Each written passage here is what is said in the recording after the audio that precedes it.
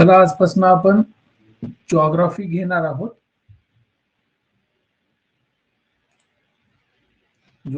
आपण जिओग्राफीला सुरुवात करतोय. आपली जी एक्झाम आहे त्याच्यामध्ये तुम्हाला भारताच्या जिओग्राफीवरतीही प्रश्न येतात, बरोबर. ते आता अप्रोच तुम्ही फक्त बेसिक अभ्यास पूर्ण करायचा. मॅक्झिमम तुम्हाला चान्स असा भेटलाय की राज्य आता तुमची व्यवस्थित बॅच झालेली असेल, बऱ्यापैकी तुम्हाला बऱ्यापैकी म्हणजे तुमचे 40% तरी कन्सेप्ट क्लिअर झालेले आहेत. 40% पर्यंत तुम्ही 40-50% पर्यंत काय मार्काचा अप्रोच तुमचा गॅरंटी आलेला आहे. तर त्याला तुम्ही थोडं जे नोट्स आहेत तुमच्याकडे, जे तुमच्याकडे रेकॉर्डिंग्स आहेत, त्या रेकॉर्डिंगचा वापर करून तुमचा अभ्यास कसा फर्निश्ड बनवेल आणि तो किती स्टँडर्डाइज होत जाईल तो तुम्हाला आता करायचा आहे. तुम्ही सोबत काय करायचंय की झालेलं आता आपलं कुठलं पोर्शन आहे, इकॉनॉमिक्स झालेलं आहे, ते तुम्ही ऍड करायला पाहिजे त्याच्यामध्ये तुमचे नॉलेज, PYQ. त्यानंतर तुमचं सायन्स पोर्शन झालेलं आहे, तर ते सायन्स पोर्शनचा जो जो पार्ट असेल अवेलेबल तुमच्याकडे PYQच्या स्वरूपात, तो तुम्ही परिपूर्ण केला पाहिजे. त्याच्यामध्ये तुम्ही जास्तीत जास्त तुमचं 0 एरर कसं होईल बाबा, आपल्याला जे अभ्यासलेलं आहे किंवा शिकवलेलं आहे, ज्या कन्सेप्ट असतील त्या क्लिअर करण्याचा मी तुम्हाला चांगला प्रयत्न केलेला आहे. तो जास्तीत जास्त पुस्तकातनं असेल किंवा तुम्हाला PYQच्या माध्यमातून असेल तर परफेक्ट करण्याचा आता प्रयत्न केला पाहिजे. कारण तुम्हाला फायदा असा होतो की एक्झाम पुढे गेलेली आहे. तुमचा आता म्हणजे 40-45 दिवसामध्ये तुमच्याकडनं आम्ही जास्तीत जास्त काय केलेलं आहे, 15 तारखेला आपलं बॅच चालू झालेली होती. नोव्हेंबरच्या 15 ते आजपर्यंत तुमचं स्वतःचं ऍप आणलंय आपण.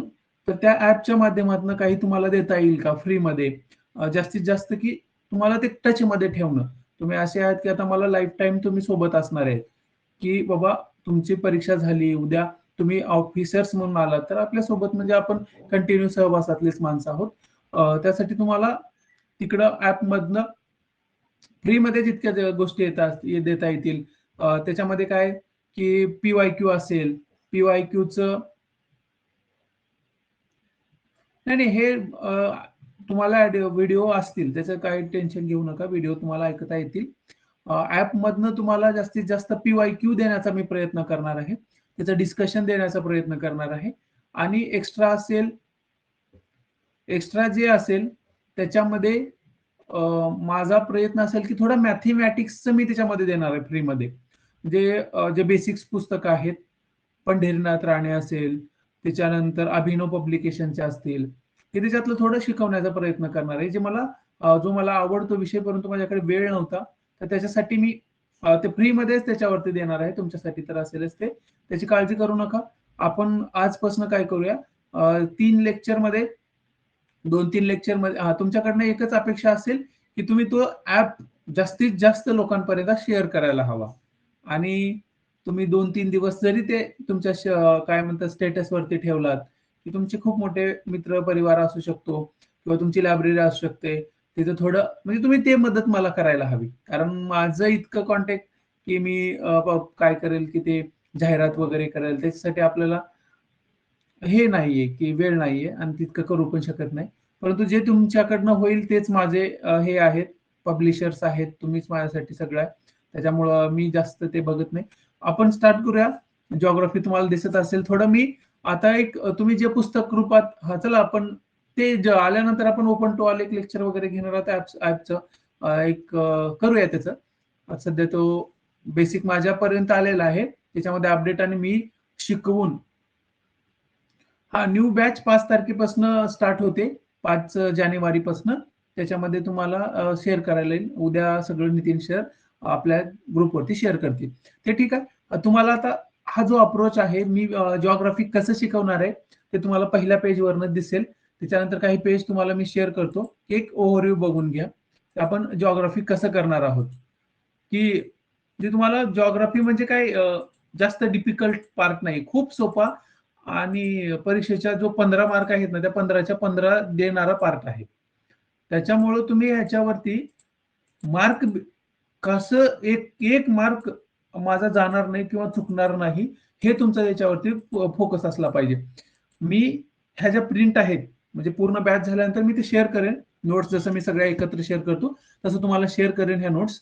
त्याचं काय घेऊ नका. परंतु ह्या नोट्स तुम्ही कशा डाउनलोड करून घ्या आणि कसं प्रिंट करून घ्या ते एक मला बेसिक सांगू द्या. ह्या मी लँडस्केपमध्ये याच्यावरती काम केलेलं आहे. तुम्हाला लँडस्केपमध्येच घ्यायचं आहे आणि एका पेजवरती तुम्हाला एकच प्रिंट काढून घ्यायचं. कारण तुमचे जास्त प्रिंट होणार नाहीयेत.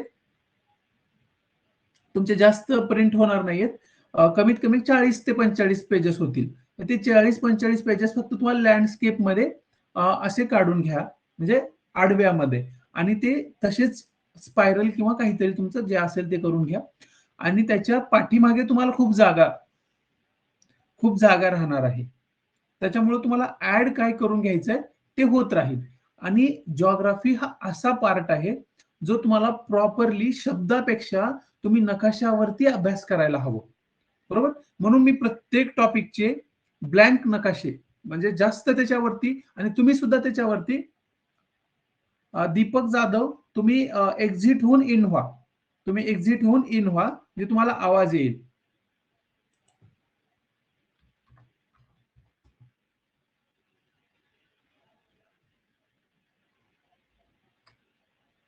नाही तुमच्यासाठी ते ते मी का देत नाहीये तुम्ही नंतरही ते ऐकलं पाहिजे. आहेत ऑलरेडी मला काय तुम्हाला क्लासच्या अगोदर शेअर करायला काही प्रॉब्लेम नाहीये. हा ते इकॉनॉमिक्सचं वगैरे घेईन. आता टेन्शन घेऊ नका. ऍप वरती सगळं सगळं क्लिअर असेल. तुम्हाला खूप म्हणजे तुम्ही जे बॅचला ऍड आहात आपण तुम्हाला त्याच्यावरती ऍडिशनल खूप देत जाईल. त्याचं काळजी अजिबात करू नका. फक्त ते आपल्या ऍप वरती असेल. आणि त्यासाठी एक आहे की तुमच्याकडनं एखादा एक दोन मुलं ज्यावेळेस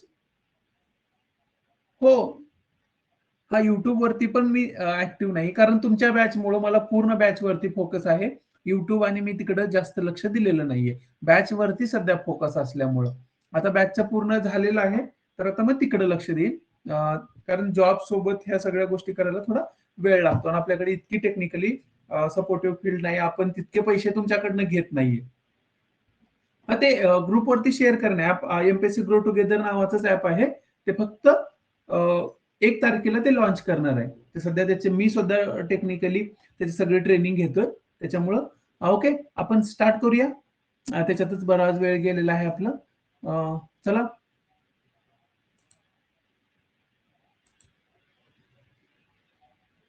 ओके. तुम्हाला व्यवस्थित स्क्रीन दिसत असेल. मी आता मला तुमचं हे दिसणार नाहीये. तुमचे चार्ट्स दिसणार नाहीत. मी काय करतोय ते मोठी स्क्रीन करतोय कारण मला पूर्ण पेज दिसण्यासाठी. ओके. तुम्हाला तर दिसत असेल.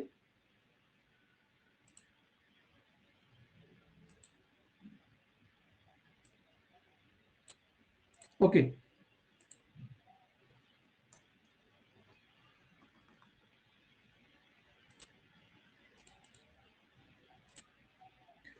भारताचं स्थान आणि विस्तार आपला जो टार्गेट असेल जिओग्राफीचा काही प्रॉब्लेम आला तर हँड रेज करा. बाकीचे काही करू नका. मला काहीच दिसत नाही तुमची चार्ट सध्या. आता आपण जे आपले लेक्चर्स आहेत ते 2 विभागामध्ये डिवाइड करतो.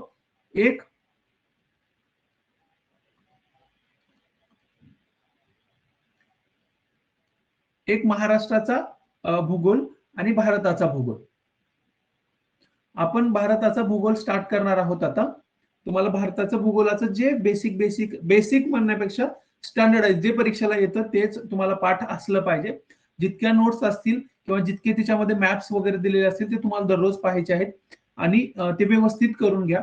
जर जमलं तर त्याच्यामध्ये कलर नोट्स ही जर भेटल्या तर तुम्हाला जास्त जाणार नाही. जर स्वस्त मध्ये पडत असेल 5 रुपयाला वगैरे जर नोट्स असतील तर तुम्ही कलर ही करून घ्यायला हवं.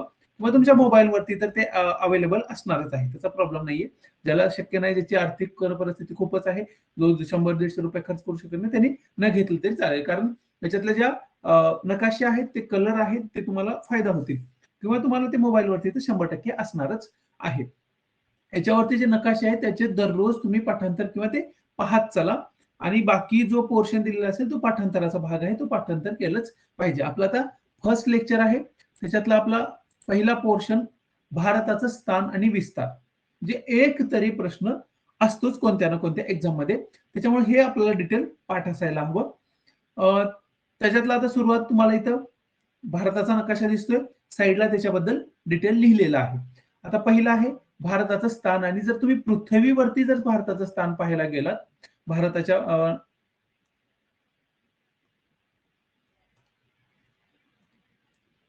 जर तुम्ही पृथ्वीवरती स्थान बघितलात तर आपल्या अशी हे काय आहे, पृथ्वी आहे. आता याचे कसं केलेत आपण, अक्षवृत्त म्हणजे असं आडव्या लाईनी, बरोबर, आणि रेखावृत्त म्हणजे काय, आपल्या उभ्या लाईन्स. रेखा म्हणजे उभी आणि अक्षवृत्त म्हणजे आडवे लाईन्स असं सांगितलेले आहेत. ही कोणती, हे 0 म्हणजेच ग्रीनविच लाईन आहे. याच्या इकडचे म्हणजे कोण असतात, हे पूर्व साइड असते, बरोबर, आणि ह्या ग्रीनविचच्या ह्या साइडचे म्हणजे काय असतात, पश्चिम गोलार्ध असतो.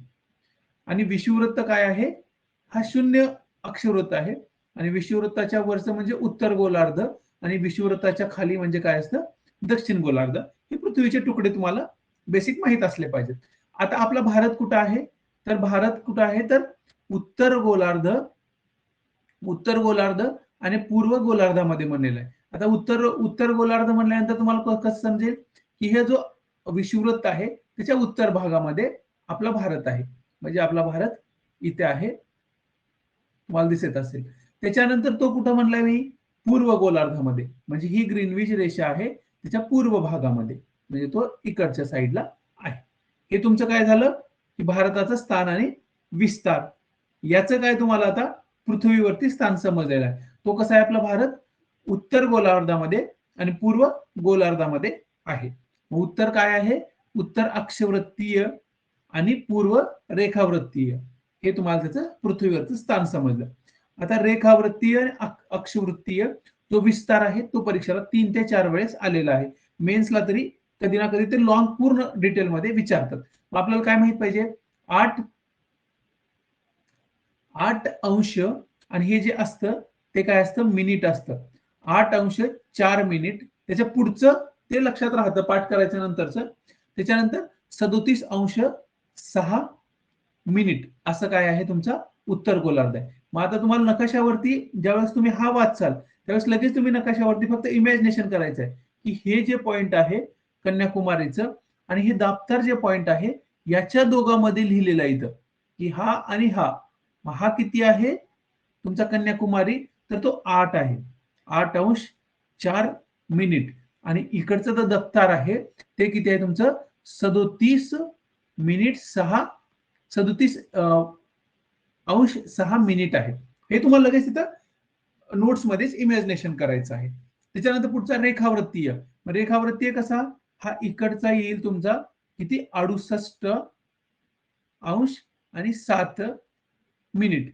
आणि पुढचा आहे तुमचा ह्या इकडचा किभूतूचं जे टोक आहे त्याचं किती येणार आहे, 97 अंश 25 काय मिनिट आहे, बरोबर, 25 मिनिट्स आहेत. मग जर तुम्हाला हे जर समजत असेल ना की पहिलं काय असतं, हे अंश असतं आणि दुसरं काय असतं, हे मिनिट असतं, तर तुमचा ऑप्शन कसा कटतो बघा, की जर तुमच्या ऑप्शन मध्ये दिलेलं असेल 97 पूर्णांक अंश 65 मिनिट असं जर दिलेलं असेल, तुम्हाला मिनिट जर पाठ असलं किंवा मिनिट जर लिहिलेलं असेल तर तुम्हाला इथंच कळून जातं की आपले मिनिट कसे असतात, मिनिट फक्त 60 पर्यंत असतात, मिनिट 60 पर्यंत असतात, 59 पर्यंत असतात, आणि 60 नंतर काय होतं, मिनिटचं अंशामध्ये रूपांतर होतं, बरोबर.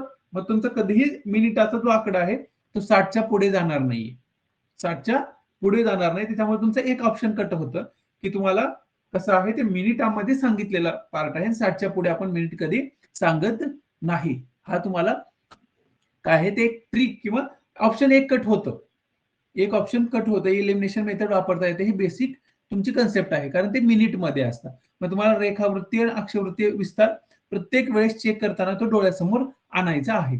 आता पूर्व पश्चिम लांबी किती आहे, आता ही पूर्व, हा पूर्व आहे इकडची साईड, आणि इकडं पश्चिम, हे पूर्व आणि पश्चिम किती आहे, तर तुम्हाला लगेच तिथे इमॅजिनेशन करायचं आहे. तर पूर्व पश्चिम किती आहे, 2933 किलोमीटर काय आहे तुमचं पूर्व पश्चिम लांबी आहे. आणि उत्तर दक्षिण किती आहे, उत्तर दक्षिण किती आहे, तर तुमचं 3233 किलोमीटर काय आहे, उत्तर दक्षिण आहे. जर तुम्ही रेकॉर्डिंग ऐकत असाल, जर तुम्ही रेकॉर्डिंग ऐकत असाल तरीही काय करा की प्रयत्न करा की तुम्हाला काय होईल की ते लिहिण्याचा प्रयत्न करा. नंतर जरी रेकॉर्डिंग ऐकत असाल तर तुम्हाला जे ब्लँक पेज असेल त्याच्यावरती जे प्रश्न मी हे करतोय की उत्तर दक्षिणांतर किती असेल, जर तुम्हाला माहित आहे तर तुम्ही लिहिण्याचा प्रयत्न करा. माहित नसेल तर पहा फक्त स्क्रीनवरती. माहित असेल तर ते रिवाइज होण्यासाठी प्रयत्न होईल. एक ब्लँक पेज वरती फक्त लिहायचं. मी प्रश्न विचारतो आणि मीच उत्तर सांगत असतो. ते तुम्हाला काय फायदा होतो की डोक्याला ताण देण्यासाठी ते फायदा होतं. आता ते काय समजलं आपल्याला? अक्षवृत्तीय विस्तार समजला, रेखावृत्तीय विस्तार समजला, पूर्व पश्चिम लांबी समजली 2933 किलोमीटर आहे. उत्तर दक्षिण लांबी समजली तर कशी आहे 3233 किलोमीटर आहे. त्यानंतर आता भारताचं क्षेत्रफळ. भारताचं क्षेत्रफळ किती आहे? तर 32,87,263 चौक किलोमीटर आपलं काय आहे भारताचं क्षेत्रफळ आहे. जगामध्ये भारत कितव्या नंबरला आहे क्षेत्रफळाच्या दृष्टीने? तर भारत आहे 7व्या नंबरला भारत क्षेत्रफळाच्या दृष्टीने आहे. आता तुम्ही हे लक्षात कसं ठेवणार? पहिला कोण आहे क्षेत्रफळाच्या दृष्टीने? तर आशिया खंडातला यायचा रशिया. काय आहे? 1 नंबरला आहे. फर्स्ट कोण आहे? रशिया. त्याच्यानंतर 2 कुठं जायचं मग? 2 नंबरला कोण आहे? तर त्याला चॅट बॉक्स मध्ये तुम्ही ते मेन्शन करणार आहात. 2 नंबरला कोण येतं मग?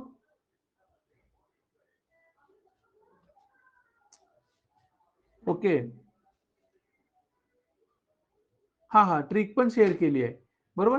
हे लक्षात राहायचं तसं की 2 नंबरला काय करायचं? कॅनडा यायचं.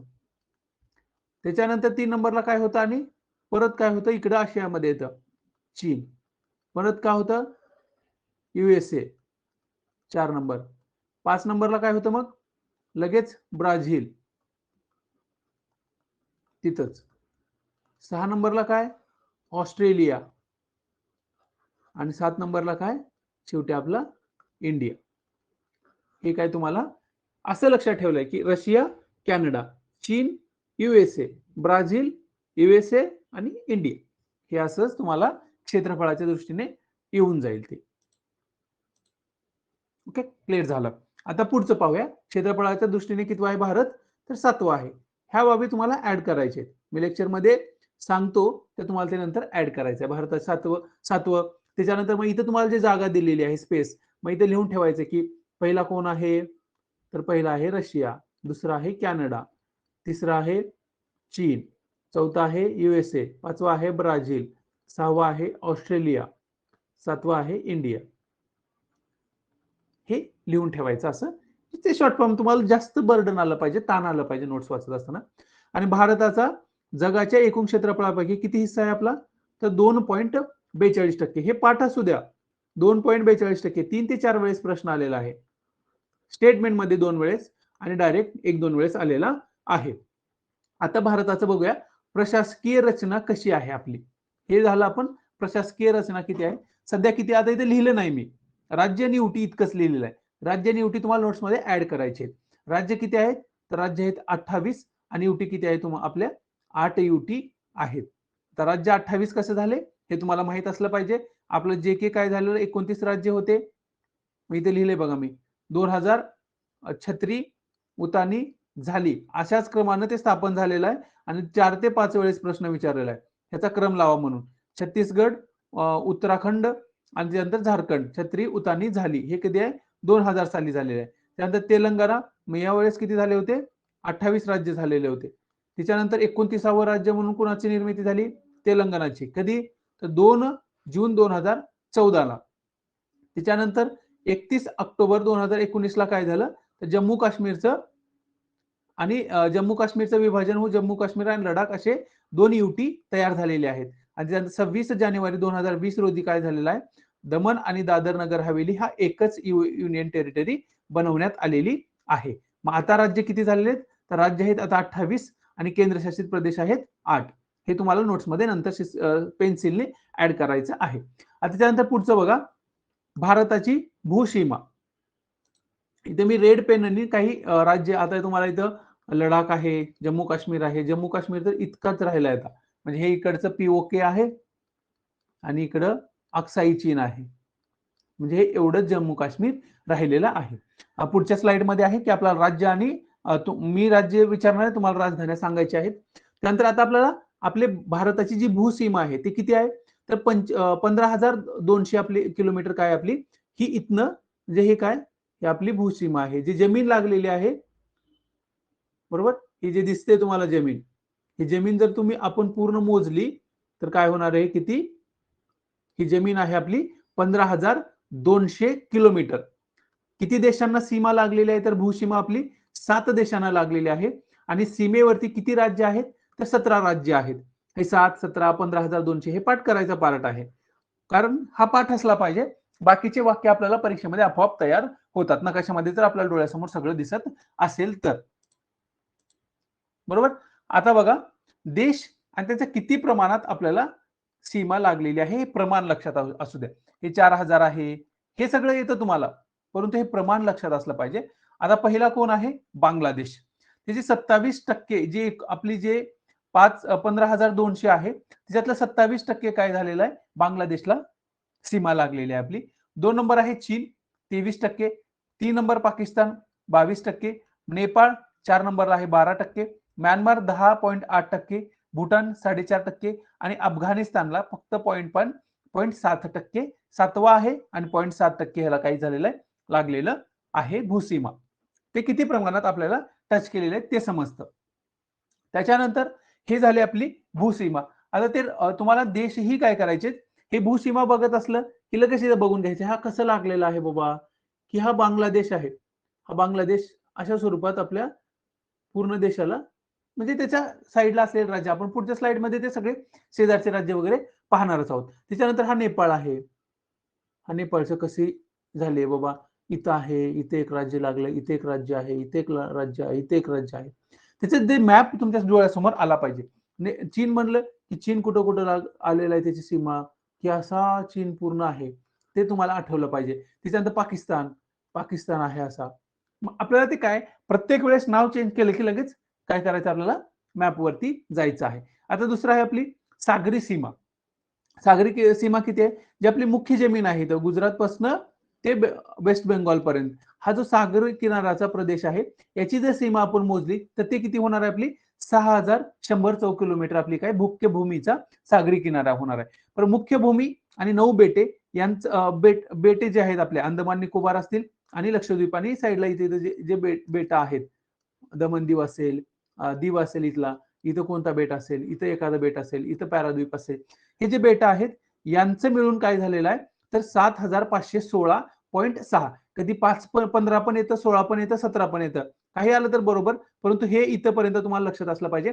7,516 काय आपलं पूर्ण सागरी भूसीमा आहे आपली टोटल, आणि 6,100 ही मुख्य भूमीची सागरी आहे. आता याच्यामध्ये खाली लिहित बघा, 9 राज्य आहेत, गुजरात, महाराष्ट्र, गोवा, कर्नाटक, केरळ, त्यानंतर तमिळनाडू, आंध्र प्रदेश, ओडिसा आणि वेस्ट बेंगॉल, हे काय 9 राज्य आणि 2 काही युनियन टेरिटरी आहेत. आता 2 कोणत्या, दादर नगर हवेली आणि दमन दीव, आता एकच झालेला आहे, आणि ते आहे तुमचं हे पुदुचेरी. हे काय, तर तुमचे 2 युनियन टेरिटरी हे मुख्य भूमीच्या बाबत आहेत, आणि बाकी 2 युनियन टेरिटरी अंदमान निकोबार इथं लक्षद्वीप जे आहेत ते तुम्हाला बेटांच्या स्वरूपात दिसतील. हे असं पाठ असलं पाहिजे. जशा पद्धतीने तुम्हाला 7 देशांच्या भूसीमा लागलेल्या आहेत भारताच्या, तसेच फक्त 6 देशांच्या काय आपल्याला सागरी सीमा आपल्याशी टच झालेल्या आहेत. आता कोणत्या कोणत्या, तर बांगलादेश आहे, बरोबर. त्यानंतर पाकिस्तान आहे, पाकिस्तान, बांगलादेश, म्यानमार आहे, इंडोनेशिया आहे, श्रीलंका आणि मालदीव, या 6 देशांच्या काय झालेल्या आहेत आपल्याला सागरी सीमा एकमेकाच्या टच आहेत. आता ह्या इतकं तुम्हाला हे पाठांतराचा पार्ट आहे. त्याच्यानंतर एक आणखी महत्वाचं, की आपला जे टाइम लाईन आहे, आपली टाइम लाईन जे ठरलेली आहे ते किती आहे, 82 अंशावरती काय आपली टाइम लाईन आलेली आहे. मग याच्यामध्ये काय, यूपी आहे, कोणत्या कोणत्या राज्यातनं जातं, यूपी आहे, छत्तीसगड आहे, ओडिसा आहे, त्याच्यानंतर छत्तीसगड, ओडिसा आणि आंध्र प्रदेश, या काय होतं, या राज्यातनी, ह्या राज्यामधनं तुमची जे प्रमाण वेळ आहे, प्रमाण वेळ जी कुठनं गेलेली आहे, 82 अंशावरनं काय तुमची प्रमाण वेळ आहे, आणि ती किती, जी ग्रीनिचची टाइम आहे त्याच्यापेक्षा किती आहे तुमचं, 5.5 तासांनी पुढे आहात तुम्ही, 5.5 तासांनी पुढे आहात. हे तुम्हाला जे प्रशासकीय आणि विस्ताराच्या बाबतीत लक्षात असायला पाहिजे, हे आलेलं आहे. आता दुसरं एक आहे लक्षात असलं पाहिजे, तो म्हणजे तुमचा कर्कवृत्त. कर्कवृत्त किती राज्यातनं गेलेला आहे, तो कोणत्या राज्यातनं जातो, असा प्रश्न येतात.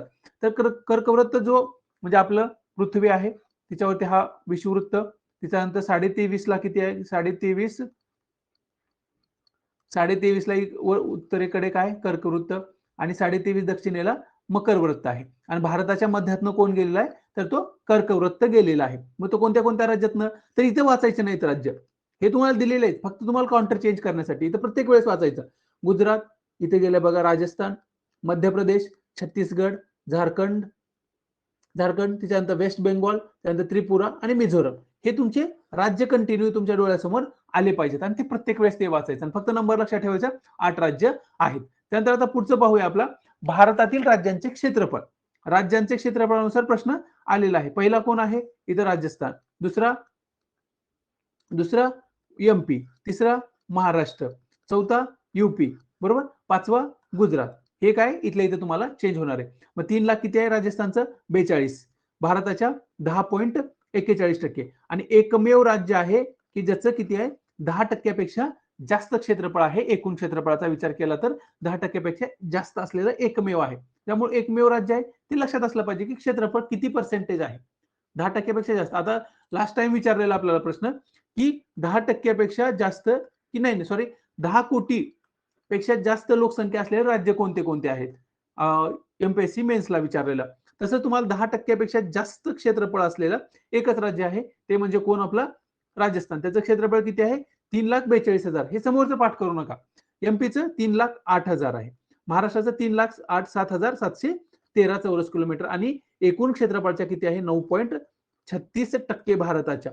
त्याच्यानंतर युपीचं किती आहे, 2,40,000 आहे. त्याच्यानंतर गुजरातचं 1,96,000. हे फक्त 3 लाख तेवढं समोरचं लक्षात असू द्या. आता सर्वात कमी जर राज्याचा विचार केला तर कोण आहे, गोवाचं किती आहे, 3702 चौरस किलोमीटर. हे पाठ असलं पाहिजे, 3702 चौरस किलोमीटर. लोएस्ट आहे, शेजार धर्म आहे आपला आणि त्याचं तुम्हाला क्षेत्रफळ लक्षात असलं पाहिजे. सिक्कीमचा किती आहे, तर सिक्कीमचा आहे 7,096 चौरस किलोमीटर. त्रिपुराचं किती आहे, तर 10,491 किलोमीटर. हे 3 राज्यांचा बाबत पाहिला तर हे लक्षात असायला हवं. कारण जसं तुम्हाला घनता सर्वात कमी आहे असं डायरेक्ट प्रश्न विचारू शकतात, तसं क्षेत्रफळाचाही येऊ शकतो. हायेस्ट विचारतात, महाराष्ट्राचं डायरेक्ट प्रश्न विचारतात, या क्रम विचारतात, तर तुम्हाला हे पुढचं संख्याही विचारली जाऊ शकते. त्याच्यानंतर पुढचं आहे बघा, युनियन टेरिटरीच्या बाबतीत जर बघितलं तर त्याचं क्षेत्रफळाच्या बाबत तुम्हाला सर्वाधिक कुणाचं आहे, सर्वाधिक जर बघितलं तर ते अंदमान आणि निकोबारचं आहे युनियन टेरिटरीच्या बाबतीत. आणि सर्वात कमी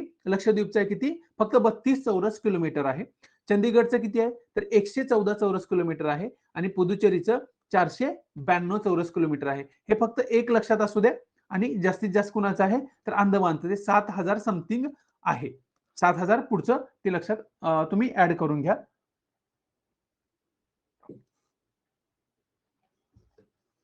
हे झालं ते जे राजकीय भूगोल आहे तो तुम्हाला इथं मी क्लिअर केलेला आहे, की बाकी काय लक्षात असावा. आता जे टॉपचा आहे, लोएस्ट आहे, पूर्व पश्चिम, ह्या बाबी आपण आता पाहूया. तुम्हाला ते स्क्रीनवरती दिसतच असेल. एकच मिनिट.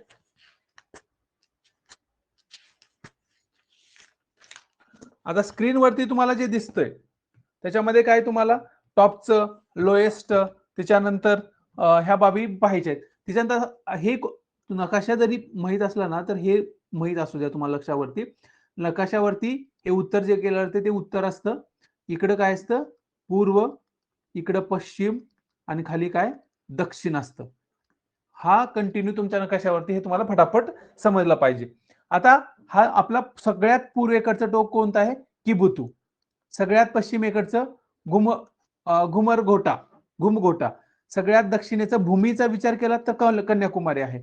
सर्वात वरचा जर विचार केला तर दप्तार आहे. बरोबर, हे तुम्हाला सगळे टोक समजले. आता याच्या टाइमामधला फरक हा विचारलेला आहे. याच्या आणि याच्या टायमिंग मध्ये कितीचा फरक आहे तुमचा, तर 1 तास 16 मिनिटाचा,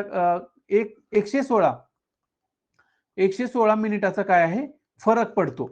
मग आयोगाने म्हणलं होतं की 2 तास, मग तुम्ही अवरेज सरासरी म्हणलं होतं त्यांनी 2 तास. मग 2 तास आहे काय आहे, सूर्य उगवण्यामध्ये अगोदर कुठं उगवेल, अरुणाचल प्रदेशच्या किबुतू येथे सूर्य उगवेल. मग नंतर इकडे पुढे पुढे पुढे एक एक एक एक रेखावृत्त चेंज करत सूर्य इथं 2 तासानंतर उगवणार आहे. मग ह्या दोघांच्या मध्ये सूर्य उगवण्याचा किंवा सूर्य दिवसाचा जे फरक आहे, सूर्य मावळणे आणि उगवणे यांच्यामध्ये जो फरक असणार आहे तो कमीत कमी म्हणजे सरासरी 2 तासाच्या जवळपास आहे. आणि यांच्यामध्ये आता अक्षवृत्तानुसार काय होतं, सगळ्यात मोठा दिवस सर्वात लहान दिवस याच्यामधला जो फरक असतो तो अक्षवृत्तानुसार चेंज होतो. मग इथं जो फरक आहे ना, सर्वात मोठा दिवस आणि सर्वात लहान दिवस या दोघांच्या मधला, तर इथं कमी फरक असणार आहे. कारण हे काय, कन्याकुमारी हे ठिकाण काय विषुववृत्ताच्या जवळपास आहे. हे 8 डिग्री आहे म्हणजे विषुववृत्ताच्या जवळपास आहे. आणि इथं काय वर्षभर काय परपेंडिक्युलर म्हणजे लंबरूप काय सूर्यकिरण पडतात. परंतु इथं जसं तुम्ही वरती जाल उत्तरेकडे तसे काय होतात, तिरकस काय पडणारे असतात, किरण पडणारे असतात. मग इथला दिवसाचं टायमान सगळ्यात मोठा दिवस आणि सगळ्यात लहान दिवस याचा जर पाहिला तर 44 मिनिटाचा फरक आहे या दोघांच्या. इथं किती आणि इथलं जर विचार केला तर 44 मिनिटाचा फरक आहे. हे तुम्हाला बाकी माहित आहे, फक्त लक्षात असू द्या. ओके, हा पोर्शन आपला झालेला आहे. त्याच्यानंतर साईडचे देशही तुम्हाला समजलेत. श्रीलंका इथं, बांगलादेश, म्यानमार, भूटान, चीन, नेपाळ, पाकिस्तान, अफगाणिस्तान आणि तजाकिस्तान इथं आहे. हे तुम्हाला इतकं मॅप डिटेल माहित असला पाहिजे. जी भारत आणि श्रीलंका यांना विभक्त केलेली खाडी कोणती, आखात कोणता, सामुद्रधुनी कोणती, हे तुम्हाला कन्फ्युज करू नका. पालकची काय, सामुद्रधुनी.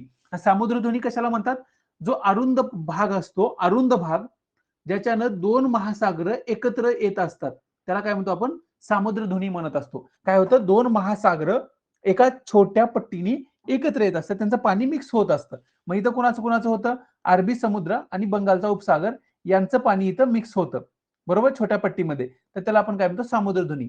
ती कोणती आहे, पालकची. आणि आखात, आखात म्हणजे काय असतं, जी समुद्राचं पाणी मध्ये घुसलेलं आहे, आखात घुसलेला आहे, त्याला काय म्हणतात, भूशीर. भूशीर म्हणजे काय, जमिनीचा भाग कुठं शिरतो, भूशीर म्हणजे जमीन शिरली. कशामध्ये शिरलेली असते, भूशिराचं लक्षात आहे, शब्दावरूनच तुम्ही लक्षात ठेवा. भूशीर आणि आखातामध्ये काय फरक असतो, तर भू काय असते, जमीन, भू म्हणजे जमीन, शिर म्हणजे घुसणे, डोकं. डोकं कुठं घुसलेलं असतं, समुद्रामध्ये. ज्यावेळेस डोकं घुसतं जमिनीचं त्याला आपण काय म्हणत असतो, भूशीर. आणि ज्यावेळेस आखात, आखात म्हणजे काय असतं, समुद्र जमिनीत घुसतो, समुद्र जमिनीत घुसतो. इथं काय, इथं तुम्हाला इथं लक्षात काय आलं, इथं कोणता आखात आहे, तर हे खंबातकचा आखात आहे, खंबातकचा आखात आहे. म्हणजे इथे काय झालंय, समुद्र शिरलेला आहे. इथं कोणता आखात आहे, मग मन्नारचा आखात आहे. इथं का, इथं जे दिसतं ना ते मन्नारचे आखात आहे. मी तो खूपच सावकाश घेतो. हा जो पार्ट आहे हा मन्नारचे आखात आहे. आखात आणि भूशीर, सामुद्रधुनी हा कन्सेप्ट तुम्हाला समजलेला आहे. आता आपण थोडा राजकीय भूगोल जो तुम्हाला पाठ असला पाहिजे, एक प्रशासक म्हणून किंवा कोणी तुम्ही एक स्टुडंट म्हणून किंवा नागरिक म्हणून तुम्हाला माहित असलं पाहिजे. एक एक आपण काय करूया, पोर्शन घेऊया. पहिलं बघा, लडाख हा नवीन झालेला युनियन काय टेरिटरी आहे. कधी नवीन झाली आहे, 31 ऑक्टोबर 2019 रोजी तयार झालेली आहे. ही पाठ असली पाहिजे तारीख. आणि जम्मू आणि काश्मीर,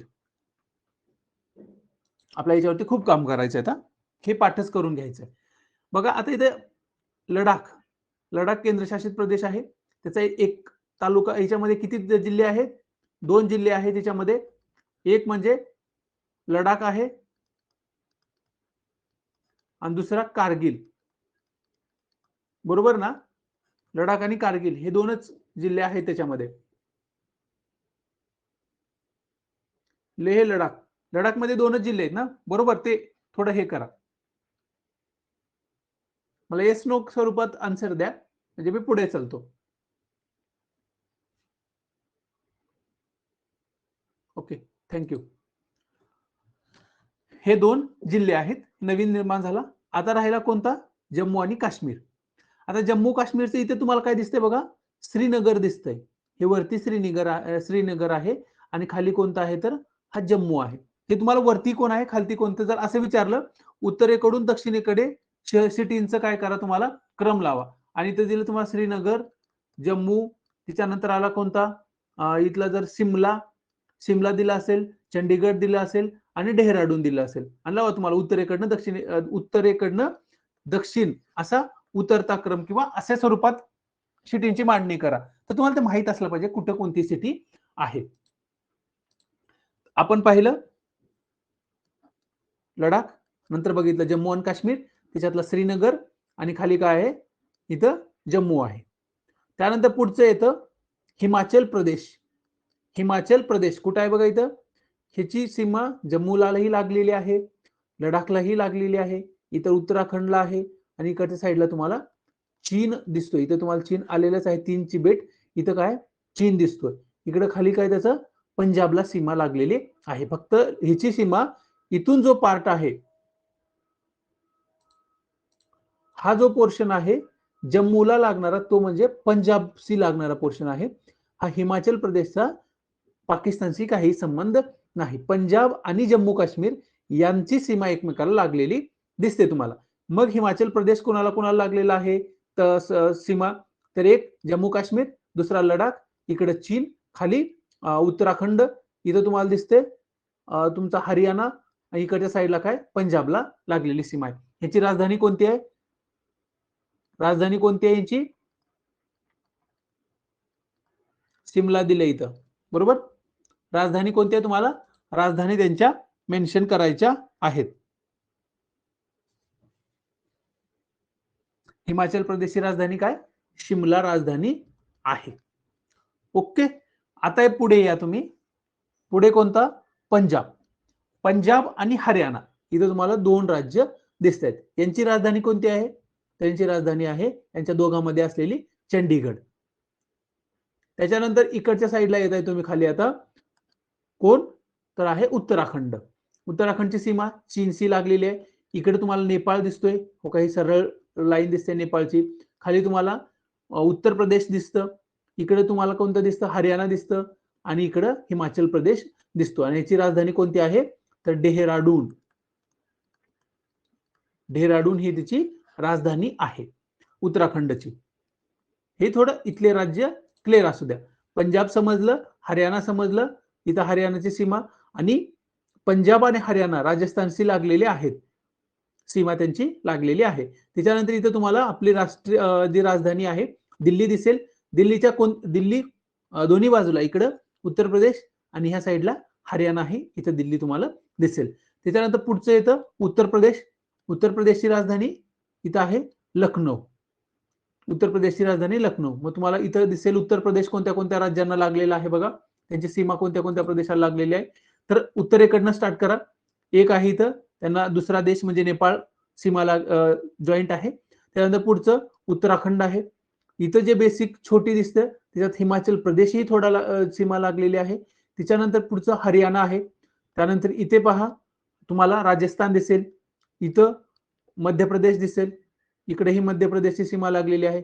इथं तुम्हाला काय दिसेल छत्तीसगड दिसेल, इथंच झारखंड ही सीमा लागलेली आहे आणि इथं तुम्हाला काय दिसणार आहे तर बिहारची सीमा लागलेली आहे. आता किती राज्य झाले? 1 2 3 4 5 6 7 8, जे 8 राज्यांशी काय झालेला यांचा सीमा स्पर्श आहे उत्तर प्रदेशचा. हेच आपल्याला याच्यातनं ह्या छोट्या छोट्या गोष्टीतनं खूप कॉन्फिडन्स येत असतो. त्याच्यानंतर पुढचं बघा, आपण असं जाऊया. पुढे आहे तुम्हाला बिहार. बिहारची राजधानी कोणती आहे तर पटना आहे. बिहारची राजधानी पटना. हे कसं आहे, याला तुम्हाला इकडं कोणती सीमा आहे बघा, नेपाळची सीमा आहे. ह्याचा दक्षिण भाग कुठं लागलेला आहे तुम्हाला इथं झारखंडशी आहे. यांचा आणि छत्तीसगडचा काही संबंध नाही. त्याच्यानंतर पुढचं ह्याची आणखी इकडची सीमा वेस्ट बेंगॉलशी लागलेली आहे, स्पर्श आहे. त्याच्यानंतर इकडची सीमा जी असेल ती तुम्हाला पूर्ण वेस्ट बेंगॉल इथपर्यंत आहे, हो का. हा असा वेस्ट बेंगॉल इथपर्यंत वेस्ट बेंगॉल आहे. त्याच्यामुळं बिहारची सीमा तुम्हाला फक्त कोणाकोणाला स्पर्श झाले दिसेल, यूपी, झारखंड आणि वेस्ट बेंगॉल यांच्याशी स्पर्श झालेली जर दिसणार आहे. आणि उत्तरेला देश जर बोललात, हँड रेज केलेला आहे, काय प्रॉब्लेम आहे? हँड रेज केलंय कोणीतरी, प्रशांत, तुमचा काय प्रॉब्लेम आहे?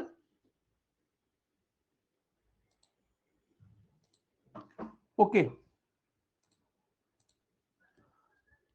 हे झालं तुमचं बिहारच्या बाबत. पुढचं आहे वेस्ट बेंगॉल. वेस्ट बेंगॉलची राजधानी तुम्हाला कोलकाता पाठच आहे आणि ह्याचा प्रदेश बघा असा पूर्ण इथपर्यंत आहे, म्हणजे आसाम पर्यंत टच झालेला इतका त्यांचा पोर्शन आहे. मग इथंच प्रश्न निर्माण होऊ शकतो. आता याचा स्पर्श सीमा बघा, तर ही आहे ओडिसा, नंतर आहे झारखंड, तिच्यानंतर दिसेल तुम्हाला इथं बिहार, नंतर इथं सिक्कीम, त्यानंतर तुम्हाला आसाम दिसेल, बरोबर, आणि इथं तुम्हाला खाली स्पर्श दिसणार आहे बांगलादेशची सीमा. हे झालं तुमचं वेस्ट बेंगॉलच्या बाबत. आता त्यानंतर पुढचं आहे सिक्कीम. सिक्कीमची राजधानी तुम्हाला पाठच आहे गंगटोक. याचं इकडं इकडं वेगवेगळे देश आहेत.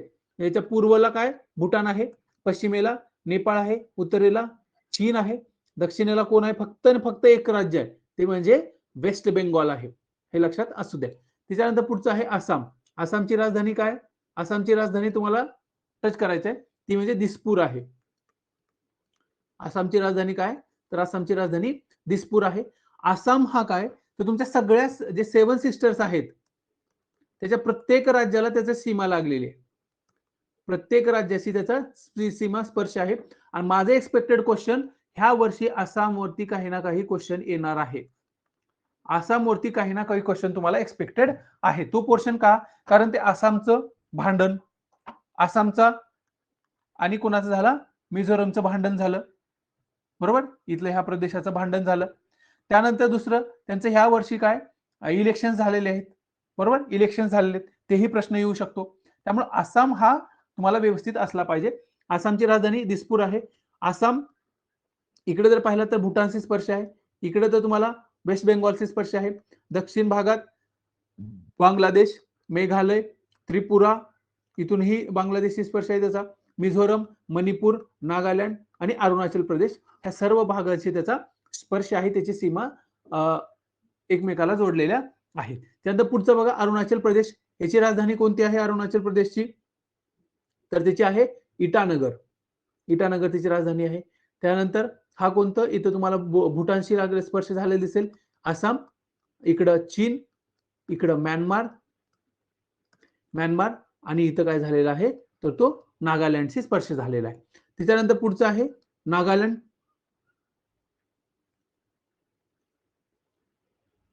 नागालँड त्याची राजधानी कोणती आहे, तर कोहिमा. त्यानंतर त्याच्या खाली आहे नागालँडच्या त्रिपुरा. त्रिपुराची राजधानी इम्फाळ. त्याच्यानंतर त्याच्या खाली कोणतं आहे राज्य, मिझोरम. मिझोरमची राजधानी कोणती आहे, एजवाल. ह्या राजधान्या माहित असू द्या. कोहिमा नागालँडची आहे, इम्फाळ ही मणिपूरची आहे आणि एजवाल कोणाची आहे, मिझोरमची आहे. त्याच्यानंतर त्रिपुरा. त्रिपुराची राजधानी कोणती आहे, आगरताळा. आगरताळा काय आहे, त्रिपुराची राजधानी आहे. त्याच्यानंतर मेघालय. मेघालयची राजधानी काय, शिलाँग. शिलाँग काय मेघालयची राजधानी. इकडच्या फक्त राजधान्या ते तुम्हाला पाठ असू द्या. हे काय घेतं तसं सर वाटेल, परंतु परीक्षेमध्ये आल्यानंतर कन्फ्युज होतं आणि त्यावेळेस एक मार्क नसतो. आपल्या जर हाताचा जर प्रश्न गेला ना, तो 1.25 मार्क कमी असतो आपला. तो मार्क गेलेला आणि आपला हाताने आपण 0.25 घातलेले आहेत, म्हणजे 1.25 मार्काने आपण एक प्रश्न चुकवतो, जर आपल्याला ते माहित असलेला चुकला तर.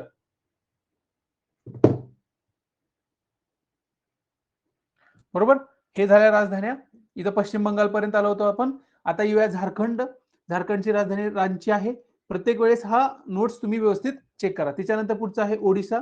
ओडिसाची राजधानी कोणती आहे, भुवनेश्वर आहे.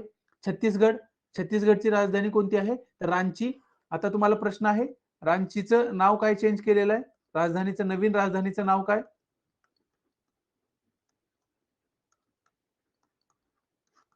नवीन राजधानीचं नाव काय आहे, तर तुम्ही ते काय करणार, चॅट बॉक्स मध्ये किंवा तुमच्या नोटबुक वरती लिहून ठेवणार आहात. त्याच्यानंतर पुढचं आहे तेलंगणा. नवीन राज्य निर्माण झाला, केव्हा झाला, त्या अगोदरच्या स्लाइड मध्ये सांगितलं. यांची राजधानी हैदराबाद आहे. त्यानंतर पुढे तुम्हाला दिसेल आंध्र प्रदेश. आंध्र प्रदेशने काय केलेलं आहे, 3 राजधान्या करून ठेवलेल्या आहेत. त्याच्यातलं पहिलं आहे त्यांची प्रशासकीय राजधानी कुठं असणार आहे, अमरावती आहे. त्याच्यानंतर विशाखापट्टणम आहे आणि कर्नूलला काय केलंय, तर त्यांनी त्यांचं हायकोर्ट आणलेलं आहे. आणि इथं विशाखापट्टणम मध्ये विधानमंडळ केलेलं आहे आणि कर्नूल मध्ये प्रशासन, आपलं अमरावतीमध्ये प्रशासन. ह्या बाबी तुम्ही चेक करून घ्या, कारण ते लेटेस्ट केलेलं आहे आणि करंट अफेअर्स मध्ये तुम्हाला येऊ शकतं. त्याच्यानंतर कर्नाटक आपला शेजारी, अगोदर महाराष्ट्र घेऊया, ते तुम्हाला पाठच आहे. कर्नाटक, कर्नाटकची राजधानी इथं आहे बघा, बेंगलुरू. त्याच्यानंतर पुढचं आहे गोवा, पणजी. त्याच्यानंतर केरळ, केरळची राजधानी म्हणून माहित आहे तुम्हाला, त्याची कोची नाहीये, कोची राजधानी नाहीये त्यांची, तर त्यांची राजधानी आहे थिरुअनंतपुरम. हे काय त्यांची राजधानी आहे, कोची नाहीये. त्याच्यानंतर पुढचं तमिळनाडूचं चेन्नई पाठच आहे, बरोबर. हे पालकाची स्ट्रीट तुम्हाला माहित आहे. आता येऊया इकडं मध्य प्रदेश. मध्य प्रदेशची राजधानी भोपाळ आहे. आणि हा प्रश्न आलेला होता, असा काय गेलेला आपला, हा कर्कवृत्त गेलेला आहे, कर्कवृत्ताच्या वरती भोपाळ आहे असं दिले त्यांनी. त्यानंतर पुढचं गुजरातची राजधानी कोणती आहे, गांधीनगर आहे. राजस्थानची जयपूर आहे. हे झाल्या तुमच्या राजधान्या. आणि स्टेट कुठं कुठं आहेत ते तुम्हाला म्हणजे बेसिक मी सांगण्याचा प्रयत्न केला. असं काही शिकवायची आवश्यकता नसते, तुम्हाला पाठ असतं. परंतु एक मी ज्या गोष्टींना इम्पॉर्टन्स देतो जिओग्राफीमध्ये, मुलं देत नाहीत आणि परीक्षेमध्ये ते थोडं प्रॉब्लेम येतो, त्याच्यामुळे मी तुम्हाला सांगतोय. आता तुम्हाला ही जी पॉंडिचेरी दिसते, आपण एक एक घेऊया. यांचं यानम इथं आहे, ते कुठं, यानम हे आंध्र प्रदेशमध्ये आहे. यानम इथं दिसतं बघा. पॉंडिचेरी आहे कुठे, इथं तमिळनाडूमध्ये येते त्यांचं. इथंच त्यांचं एक आहे पुढचं. आणि माहे एक आहे इथं. माहे हा सुद्धा कुणाचा, पॉंडिचेरीचाच पार्ट आहे आणि तो केरळमध्ये आहे. माहे यांचंच आहे, पण ते कुठं आहे, केरळमध्ये आहे. म्हणजे हा पुदुचेरीचा जो विस्तार आहे तो 3 राज्यामध्ये झालेला आहे. यानम जे आहे ते आंध्र प्रदेशमध्ये आहे, त्याच्यानंतर पुदुचेरी आणि त्याचा अनेक पार्ट हा तमिळनाडूमध्ये आहे. आणि माहे, माहे हे त्यांचा अनेक जो जिल्हा आहे तो केरळमध्ये आहे. आणि तो केरळमध्ये कुठं तुम्हाला इथं दिसून जाईल. हे तुम्हाला असं काहीतरी वेगळं जे असतं ते माहित असलं पाहिजे. आंध्र प्रदेशमध्ये पण आहे, ते कोणतं, यानम जोड्या लावा, किंवा असं यानम आंध्र प्रदेश, पुदुचेरी तमिळनाडू आणि माहे तुम्हाला सहज कर्नाटक लिहू शकतात. इथं कर्नाटक लिहू शकतात,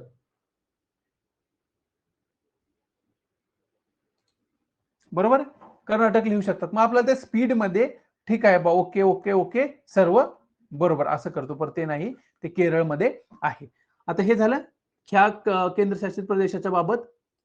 आता त्याच्यानंतर पुढचा केंद्रशासित प्रदेश हा काय एकच झालेला आहे बघा, दादर नगर हवेली दमन दीव. आणि याचं मुख्यालय कुठे केलेलं आहे, त्याचं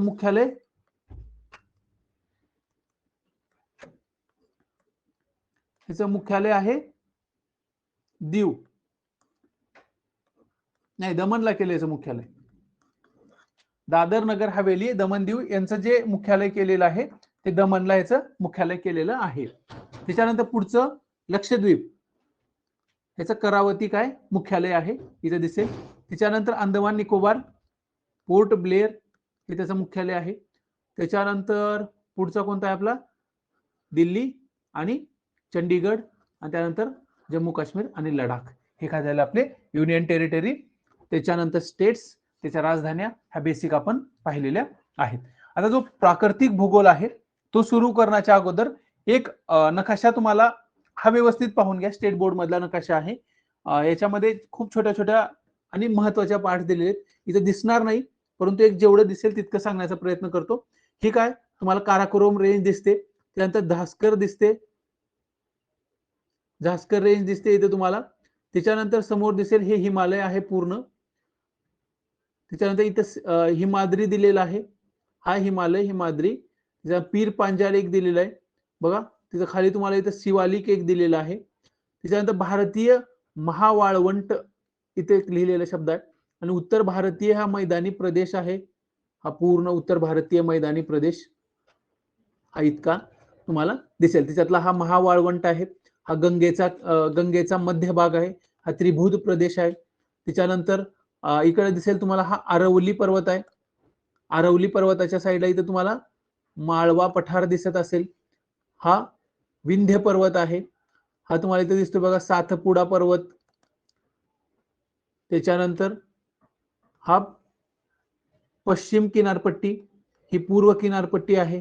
त्यानंतर इथे छोट्या छोट्या रांगा आहेत, त्या पुढच्या स्लाइडमध्ये आपल्याला बऱ्यापैकी त्या क्लिअर दिसतील.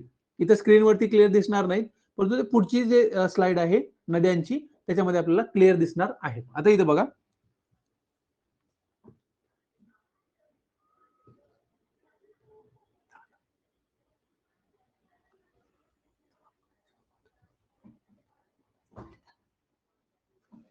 आता प्रमुख नद्यांचा नकाशा आहे, परंतु याच्यातले जे पर्वत रांगा दिलेल्या आहेत त्या आपल्याला पाठ असल्या पाहिजेत. आणि याच्यावरती एक प्रश्न आलेला आहे बघा, हे आरवली पर्वत आहे, आपण इथं स्टार्ट करूया. याच्या पश्चिमेकडे कोणता आहे? हा मारवाड आहे. आणि याच्यावरती प्रश्न आला, तो माझा चुकलेला आहे. मी मेवाड टिक केलं पेपरमध्ये, मारवाड, आणि माझा स्वतःवरती कॉन्फिडन्स नव्हता की मेवाड आहे काय की असं वाटलं, आणि शेवटी मी मेवाडला टिक करून आलो, परंतु हे माझं चुकलेलं आहे. हे तुम्हाला तुमचं चुकू नका. आरवली पर्वत त्याच्या जो पश्चिमेकडे आहे मरुस्थळामध्ये, म्हणजे वाळवंटामध्ये जो भाग आहे त्याला आपण काय म्हणतो? मारवाड म्हणतो. हे मरुस्थळ म्हणजे काय? जिथं तुमचं पूर्ण वाळवंट आहे तिच्यातला प्रदेश मरुस्थळ. त्याच्यानंतर तुम्हाला इथं दिसेल बघा, हा मेवाड आहे, अरवली पर्वताच्या साईडला लगेच घेरलेला मेवाड आहे. त्यानंतर हा माळवा पठार, इकडे तुम्हाला बुंदेलखंड दिसतोय. त्याच्यानंतर हा छोटा नागपूर पठार दिसतोय. हे खूप महत्वाचे आहेत. त्याच्यानंतर हा विंध्य पर्वत आहे. त्याच्यामधून कोणती नदी गेली? नर्मदा नदी गेली. त्याच्या खाली कोणता आहे? हा सातपुडा पर्वत आहे. त्याच्या खाली कोणती आहे? ही तापी नदी आहे. हा सह्याद्री पर्वत आहे, दिसतोय हा सर्व सह्याद्री पर्वत. सह्याद्री पर्वत हा दख्खनचा काय पठार दिलेला आहे तुम्हाला, दख्खनचा पठार, बरोबर. आता पुढचं हे पंजाब, हिमाचल, त्यानंतर हिमालय पर्वत, हा इकडेही हिमालय पर्वत दिलेला आहे. म्हणजे बेस्ट तुम्हाला इथे दिलं. इथं कच्छ दिलेलं आहे, त्यात सौराष्ट्र दिलेला आहे, बरोबर. आता पश्चिम जी आपली किनारपट्टी आहे तिची नावं पण तुम्हाला इथे क्लिअर होतात. आपल्या महाराष्ट्र आणि गोव्यामध्ये काय म्हणतो आपण? कोकण म्हणतो. इथे तुम्हाला कोकण दिलेलं आहे, हे वाचा आणि कन्फर्म करून घ्या. त्यानंतर केरळ आणि ओके, इथे कोणतं? ह्या किनारपट्टीला काय म्हणतात? मलबार म्हणतात. मलबार किनारपट्टी म्हणतात ही. आणि ही तमिळनाडूची जी आहे त्याला काय म्हणतात? काराकोरम, नाही कोरोमंडल, सॉरी कोरोमंडल. हे जे असे पार्ट आहेत जे कायमस्वरूपी, म्हणजे आपलं पाठांतराच्या पेक्षा तुम्ही नकाशा वाचेल, आणि जितकं असं हे नकाशा तुम्ही आपल्या घोकत गेलं ना, तर हा एकदम परफेक्ट बनतो, बरोबर. हा काय? कोरोमंडलचा किनारा आहे. त्याच्यानंतर ज्यावेळेस नद्या शिकू आपण त्यावेळेसही हा नकाशा क्लिअर मी घेईनच, परंतु एक तुम्हाला दिसतं इथं पूर्ण हे पाहून घ्यायचं. छोट्या छोट्या छोट्या छोट्या पार्ट जो आहे तो इथनं क्लिअर होतो. आता आपण सुरुवात करणार आहोत भारताचा प्राकृतिक विभाग. प्राकृतिक आपले जर भारताचे हे झालं, आपण राजकीय पार्ट बघितला, भारताचा राजकीय पार्ट बघितला, आणि प्राकृतिकचा तुम्हाला स्टार्ट करून दिलं की काय काय आहे, आणि हे नकाशे तुमच्या डोळ्यासमोर कोणते गेलेले असायला पाहिजेत. त्यातला आता आपण सुरुवात करणार आहोत. आपल्या भारताचा राजकीय भूगोल बघितला, आता आपण प्राकृतिक भूगोल बघणार आहोत. आता त्याच्यातला पहिला आहे भूविज्ञानाच्या दृष्टीने, म्हणजे भूविज्ञान दृष्ट्या जर आपण बघितलं भारताचे जो भूगोल आहे तिचे किती विभाग पडतात? एक पहिला आहे हिमालयीन पर्वतरांगा, गंगेचा मैदानी प्रदेश आणि द्वीपकल्पीय पठार. हे भू विज्ञानाच्या दृष्टीने पाडलेले विभाग आहेत 3. आणि याचा निर्मितीचा काळ जर बघितला, सर्वात प्रथम कोण निर्माण झालेला होता भारताचा? हा जो द्वीपकल्पीय पठार आहे तो 1 नंबरला निर्माण झालेला आहे. 2 नंबरला कोण निर्माण झालं? हा हिमाचल पर्वतरांगा ही ती 2 नंबरला निर्माण झाली. आणि सर्वात शेवटी काय झालं आपला? हा गंगेचा जो त्रिभुज प्रदेश, गंगेचा मैदानी प्रदेश आहे तो सगळ्यात शेवटी 3 नंबरला निर्माण झालेला आहे. निर्मितीनुसार भूविज्ञान दृष्ट्या विभाग हे बघितलं. आता भारताचे प्राकृतिक विभाग किती? 5 आहेत. ते कोणते ते पाहूया. आता पहिला आहे, जे इथे सगळं दिलेलं आहे तुम्हाला, तीनही दिलेले आहेत, जे आपल्याला पाहिजे ते इथे दिलेलं आहे. पहिला बघा, उत्तरेकडील पर्वतीय प्रदेश, यालाच काय म्हणतो आपण? हिमालय पर्वतरांग. हिमालय पर्वतरांग म्हणतो. ही बघा तुमची हिमालय पर्वतरांग. हिच्या 3च रेषा का केलेल्या आहेत? कारण हे 3च रेषामध्ये महत्वाचं आहे. 3 लाईन्स ह्या महत्वाच्या आहेत. हा उत्तरेकडील पर्वतीय प्रदेश हिमालय पर्वतरांग. त्याच्यानंतर दुसरा आहे तुमचा, दुसरा म्हणजे उत्तर भारतीय मैदानी प्रदेश हा कुठनं सुरुवात झालेला बघा, पूर्ण असा लिहिलेला आहे उत्तर भारतीय पर्वतरांग. त्याच्यानंतर तिसरा आहे द्वीपकल्पीय भारत. हा द्वीपकल्पीय भारत, हिचे प्रत्येक टोक लिहिला इथं मी. अरवली लिहिले, छोटा नागपूर लिहिलेला आहे आणि इथे निलगिरी पर्वत लिहिलेलं आहे. शब्द लिहिण्यामागे काहीतरी मतितार्थ आहे, तो कोणत्या दिशेला आहे काय ते सगळं तुम्हाला प्रत्येक वेळेस नोट्स मध्ये लक्षात आलं पाहिजे. त्यानंतर चौथा प्रादेशिक विभाग आहे किनारी प्रदेश. हा इथं बाण करून दाखवलेला हा किनारपट्टी, ही किनारपट्टी. आणि भारतीय बेटे हा कोणता आहे, आपला 5वा प्राकृतिक विभाग आहे. हे भारताचे काय झाले 5 प्राकृतिक विभाग आणि तुम्हाला ते नकाशावरती कुठं काय आहे दिसलेलं आहे. आता पुढचं पाहूया. आता एक एक जो प्राकृतिक विभाग आहे त्याच्याबद्दल थोडक्यात तुम्हाला माहिती असली पाहिजे. इतकं डिटेल नाही आपल्याला गरज, परंतु थोडक्यात नॉर्मल भारताच्या प्राकृतिक विभागाची माहिती असावी.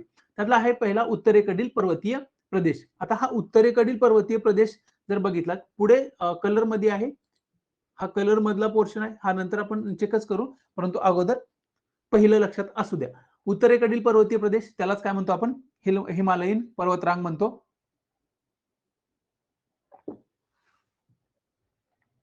उत्तरेकडील पर्वतीय प्रदेश म्हणण्याचं कारण काय, ह्याच्यामध्ये हिमालय पर्वत प्लस आणखी काही पर्वतरांग आहेत, म्हणून त्याला उत्तरेकडील पर्वतीय प्रदेश ही ब्रॉड थिंक आहे आणि हिमालय त्याच्यातला मुख्य घटक आहे. आता ही रांग कशी आहे बघा, पर्वतीय प्रदेशाची रांग, हे धनुष्याकृती हा शब्द तुम्हाला महत्वाचा आहे. कारण काय, हे तुमचं कसं तयार झाले हो का, हे धनुष्यासारखं तयार झालेलं आहे.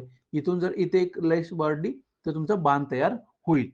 हे कशी धनुष्याकृती तयार झालेली आहे. इथं सिंधू नदीपासून तुम्हाला ब्रह्मपुत्रा नदीपर्यंत किंवा पतकोई बूम पर्यंत हे काय पसरलेला प्रदेश आहे. आता विस्तार कसा झालेला, हिची लांबी जर मोजली तुम्ही तर ती किती आहे, 2400 किलोमीटर लांबी आहे. आणि ही रुंदी जर बघितली तर रुंदी जर पाहिली तर तुम्हाला दिसेल की इकडच्या बाजूला तुम्हाला जास्त रेषा दिसत आहेत, बरोबर, आणि इकडे कमी दिसत आहेत. म्हणजे पश्चिमेकडे जर तुम्ही पाहत असाल तर ते 400 किलोमीटर पर्यंत तो रुंद आहे आणि पूर्वेकडे जर आलात तर तो 150 किलोमीटर पर्यंत रुंद आहे. म्हणजेच 150 इकडून पूर्वेकडनं पश्चिमेपर्यंत कसा आहे, हा 150 ते 400 किलोमीटरच्या रेंजमध्ये पसरलेला ही पर्वतरांग आहे. आता अर्वाचीन आणि वली घडी पर्वत हे शब्द महत्वाचे आहेत. अर्वाचीन म्हणजे कोणता, तरुण. प्राचीनचा विरुद्ध काय असतो, प्राचीनचा विरुद्धार्थी शब्द अर्वाचीन असतो, हे लक्षात असू द्या. प्राचीनचा आधुनिक शब्द नाहीये तर तो प्राचीनचा विरुद्धार्थी शब्द अर्वाचीन आहे. तर अर्वाचीन आहे म्हणजे तरुण आहे ती, वली पर्वत आहे, त्याच्यानंतर हा घडीचा पर्वत आहे. हा निर्माण कसा झाला,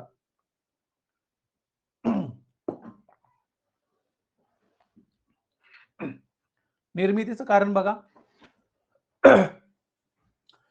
युरेशिया बेल्ट होता, हा वरचा युरेशिया बेल्ट आहे. युरेशियामध्ये कोणते कोणते देश येतात, तर युरोप खंड आहे पूर्ण, त्याच्यानंतर आशिया खंड, जो वरचा भाग आहे आशिया खंडाचा, युरेशिया, युरोप आणि आशिया या दोघांना मिळून काय झालं, युरेशिया झालेला आहे. मग युरेशिया जो खंड आहे, भूपट्ट आहे, त्याला गोंडवाना म्हणजे आपला भारतीय भूखंड हा काय झाला, धडकलेला आहे. हे धडकत असताना हे युरेशिया आणि गोंडवाना ह्या दोन भूखंडाच्या मध्ये तेथीस म्हणजे समुद्र, तेथीस नावाचा एक समुद्र होता, त्याच्यामध्ये असलेला गाळ काय झाला, वरती आलेला आहे. आणि या गाळापासून काय झालंय, आपला हिमालयीन किंवा उत्तर भारतीय पर्वतीची रांग काय निर्माण झालेली आहे. ओके, हे इतकं तुम्हाला पाठांतराचा पाठ आहे. त्याच्यानंतर आता एक पाहूया आपली, तिच्यातली ह्या पर्वतरांगेमधले हिमालयाच्या पर्वतरांगा. हे हिमालयाच्या ज्या पर्वतरांगा आहेत त्यांचा 2 भागामध्ये आपण अभ्यास करतो किंवा त्यांची विभागणी करतो. एक आहे त्यांची दक्षिण उत्तर, दक्षिण उत्तर म्हणजे हे दक्षिणेकडनं उत्तरेकडे अशी एक एक एक एक त्यांच्यामध्ये असलेली विभागणी करतात. त्याच्यामध्ये कोणती कोणती पहिली आहे, हिमालयाच्या पलीकडच्या, ह्या हिमालयाच्या पलीकडच्या. त्याच्यानंतर दुसरी आहे, जर दक्षिणेकडनं उत्तरेकडे जात असाल तर पहिली आहे शिवालिक, दुसरी आहे मिडल, तिसरी आहे ग्रेटर आणि शेवटी आहे हिमालयाच्या पलीकडच्या. ह्या काय झाल्या 4, म्हणजे दक्षिणेकडनं उत्तरेकडे ह्याचे 4 पट्टे आहेत. आणि पूर्वकडनं पूर्व पश्चिम तर अशी जर विभागणी करत आलात तुम्ही तर ह्यांचेही काही पार्ट्स पडतात. तर तो कोणता आहे, तर तो पहिला आहे काश्मीर मधला हिमालय, दुसरा आहे पंजाब मधला हिमालय, त्याच्यानंतर दुसरा आहे कुमाऊ म्हणजे उत्तराखंड मधला आणि हिमाचल प्रदेश मधला हिमालय, त्यानंतर नेपाळ मधला असलेला, आसाम मधला, हे काय तर तुमचे अशी उभी पूर्व पश्चिम विभागणी ही करता येते. आता पहिली पाहूया आपण पहिली आहे तुमची दक्षिण उत्तर, म्हणजे दक्षिणेकडनं उत्तरेकडे जात असणार तुम्हाला हिमालयाच्या कशा रांगा तुम्हाला पाहत जाता येईल, उंचीनुसार कसं तो वाढत जातो बघा. पहिली आहे शिवालिक. शिवालिक म्हणजे काय, सर्वात दक्षिणेकडचा हा जो शिवालिक पट्टा आहे, हा हा हा जो दिसतोय हा शिवालिक पर्वतरांग आहे, सगळ्यात दक्षिणेकडची शिवालिक, सर्वात दक्षिणेकडची. हिची सरासरी उंची किती आहे, तर सरासरी उंची तुम्हाला दिसेल ही 900 ते 1100 दरम्यान काहीची सरासरी उंची आहे. हिची लांबी किती आहे, तर लांबी आहे तुम्हाला 2400 किलोमीटर हिची लांबी दिसेल. हिची रुंदी किती आहे तुम्हाला, तर पाहायचं असेल तर रुंदी फक्त 10 ते 50 किलोमीटरच्या दरम्यान याची रुंदी आहे. हा कसा आहे, जलोद पंखाने तयार झालेला आहे. याच्या जे खाल्ल्या साईडला आहेत ते काय झालेले आहेत, तर जलोद पंख म्हणजेच काय, हा काय आहे तुमचा पर्वतीय प्रदेश आहे. हा पर्वतीय प्रदेश आहे आणि इथं काय तुमचा प्लेन तयार होतो. मग इथून येणाऱ्या ज्या नद्या असतात त्या नद्या इकडे उतरत असताना यांचा जो खडबडीत प्रदेश असतो तो इथं काय करतात, इथं आणून जे खडे वाहत आणलेले असते इथं पसरवत असतात. म्हणजे हा जो उताराचा सुरुवात झालेली असते, उताराला जे हिमालयीन नद्या काय करतात, त्यांच्यासोबत जो वाहून आणलेला गाळ आहे, मोठे मोठे खडे आहेत, तो इथं आणून टाकलेले असतात. म्हणजे इथं तिथे सुरुवात होते टाकायला, यांच्या सुरुवात होतात. आणि हिमोड पक आहे, त्यांच्या जो हिमोडासोबत घेऊन आलेला प्रदेश आहे ते इथं जमा झालेले आहे. आणि ह्या शिवालिक रांगामध्ये तुम्हाला प्राचीन जीवाश्म, म्हणजे हा जो वेळेस निर्माण होत होता हिमालय, त्यावेळेस जे प्राणी असतील, त्याच्यानंतर वनस्पती असतील, यांचं काय झालेलं इथं ज्या गाडल्या गेलेल्या आहेत आणि त्याच्यापासून जीवाश्म तयार झालेलं आहे. हिमालयाच्या बाबतीत हिमालयाच्या जे उत्तर दक्षिण विभागणी आहे त्याच्यातल्या शिवालिकच्या बाबतीत इतकं तुम्हाला महत्वाचं पार्ट आहे. तुम्हाला ऍडिशनल वाटला तर इथं तुम्ही लिहून ठेवा. त्याच्यानंतर पुढचं आहे लघु हिमालय, त्यालाच लेझर हिमालय म्हणतात किंवा हिमाचल हिमालय रांगा सुद्धा म्हणतात. यांची सरासरी उंची किती आहे, तर याची सरासरी उंची आहे 4500 किलोमीटर, 4500 मीटर हिची सरासरी हाईट आहे इथल्या हिमालयाची. हे एक महत्वाचं आहे. आणि तो हिमाचल इथं तुम्हाला दिसेल, हा जो मधला मिडल आहे ना, ही मधली पट्टी आहे ती त्याची तुम्हाला दिसणार आहे.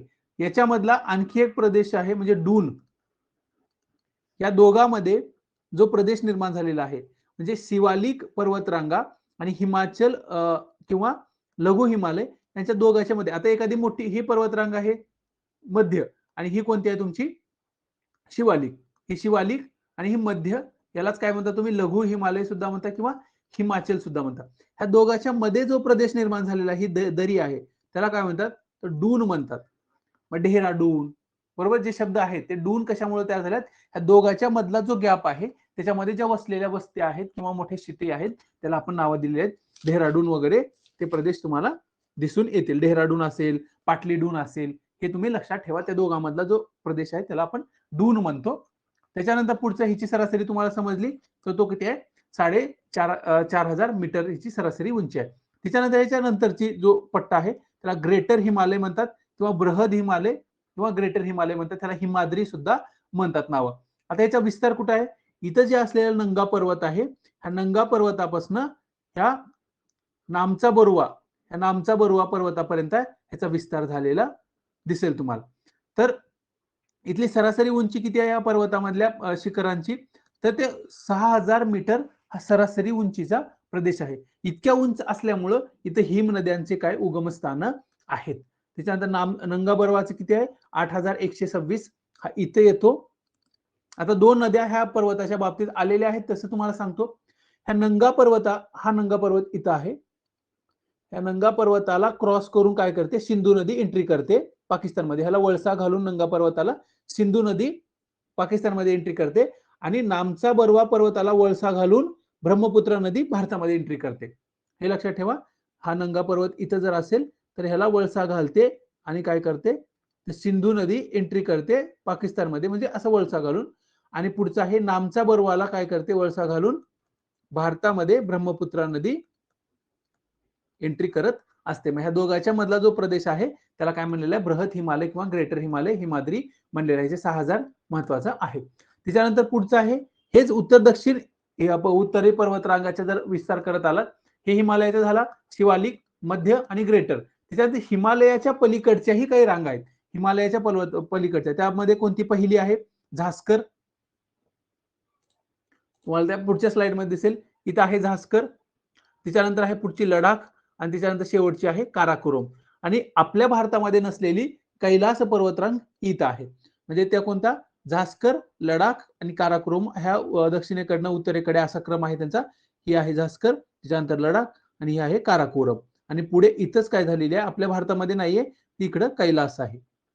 कैलास पर्वतरांग आहे तिबेटमध्ये. त्यानंतर हा लडाख जो आहे अतिथंड प्रदेशातील शीत वाळवंट, आणि हा कशामुळे निर्माण झालाय तर पर्जन्य छायेमुळे हा निर्माण झाला, इतकं लक्षात असू द्या त्याच्या बाबतीत. आता मोठ्या स्क्रीन म्हणजे थोड्या कलर स्क्रीनवरती तुम्ही ते हिमालयाचं उत्तरेकडनं दक्षिणेकडनं उत्तरेकडे त्याचा पार्ट पाहू. पहिलं कोणतं आहे तुम्हाला सगळ्यात खाली कोणतं दिसला तर हा शिवालिक. ह्याचं बघा कसं दिसतंय तुम्हाला, हा तुटक तुटक तुटक तुटक अशा स्वरूपातला दिसलेला तुम्हाला हिमालयातला सगळ्यात दक्षिणेकडचा जो भाग आहे त्याचा शिवालिक आहे. त्याच्यानंतर कुठला इथे दिसतोय बघा, मिडल हिमालय म्हणजे मध्य हिमालय. हा मध्य हिमालय तुम्हाला इथे दिसतोय, मध्य हिमालय. त्याच्यानंतर ग्रेटर हिमालय, थोडी गडद लाईन केलेली आहे, ही गडद लाईन तुम्हाला इथे दिसते. म्हणजे इथल्या नंगा पर्वतापासून म्हणजे हा इथं आहे, तो इथं कुठपर्यंत आलेला आहे, नामचा बरुवापर्यंत आलेला तुम्हाला ग्रेटर दिसतो. आता ह्या झालं हिमालयाचं उत्तर दक्षिण विभाजन. हिमालयाच्या पलीकडच्या बघितलात तर इथं कोणती आहे, झास्कर दिसते. त्याच्यानंतर कोणतं तुम्हाला लडाख रेंज दिसते, आणि इकडे कोणतं आहे तर ही काराकोरम रेंज दिसते. हे उत्तरेकडनं दक्षिणेकडे.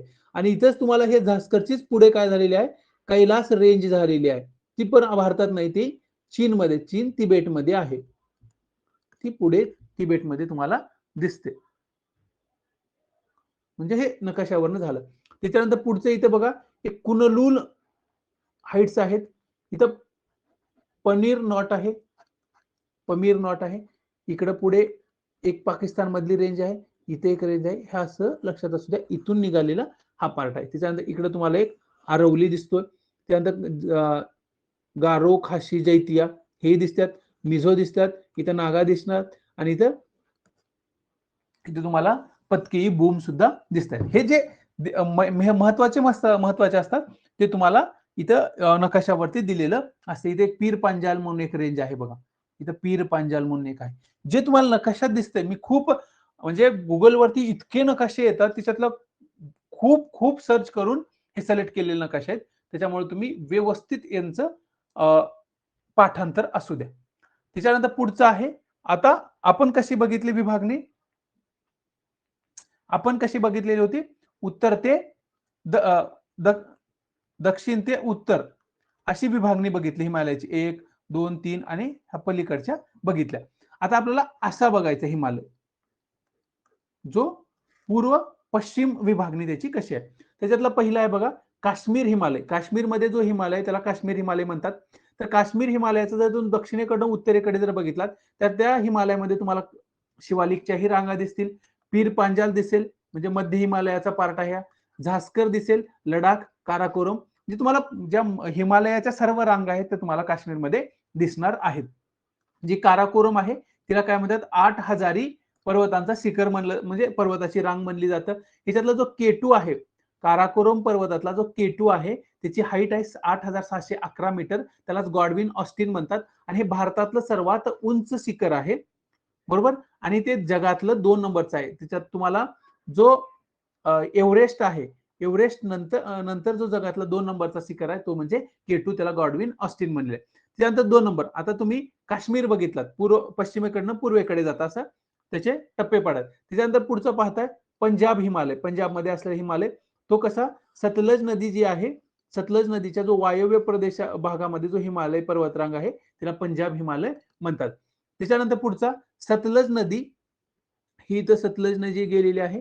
सतलज नदी ते इथं असणारी तुमची काली नदी, सतलज ते काली हा जो पार्ट आहे त्याला काय म्हणतात, कुमाऊ हिमालय. हा मोस्टली कुठं आहे, उत्तराखंड राज्यामध्ये. म्हणजे इथं हिमालय, काश्मीरमध्ये असलेला सगळा काश्मीर हिमालय, पंजाबमध्ये असलेला पंजाब हिमालय, आणि उत्तराखंडमध्ये असलेला तो म्हणजे कुमाऊ हिमालय आहे. त्याचा विस्तार सतलज नदीपासून काली नदी, इथं काली नदी ही कुठून वाहते तर उत्तराखंड जे आहे आणि नेपाळ आहे त्यांच्या बाउंड्रीवरने ही नदी वाहते. तर तिचं कोणतं आहे बघा, हा सतलज ते काली ह्याचे 320 किलोमीटर लांबी आहे. इथं उगमस्थाने आहेत, भगीरथी नदी आहे, गंगा नदी आहे, यमुना नदीचे कुमाऊ जे हिमालय तिथे उगमस्थान आहेत. गंगोत्री इथं कुठून गंगा नदीचं उगमस्थान होतो. हे गंगोत्री सर्वात मोठी हिमनदी आहे या कुमाऊ हिमालयामध्ये. ह्या कुमाऊ मध्ये असलेले महत्वाचे शिखरे तुम्ही कंटिन्यू थोडे थोडे वाचत राहिलात ना, हे लक्षात राहतात. नंगा असेल, नंदादेवी आहे, कामेत आहे, त्रिशूल आहे, बद्रीनाथ आहे. ही केदारनाथची हाईट लक्षात ठेवा.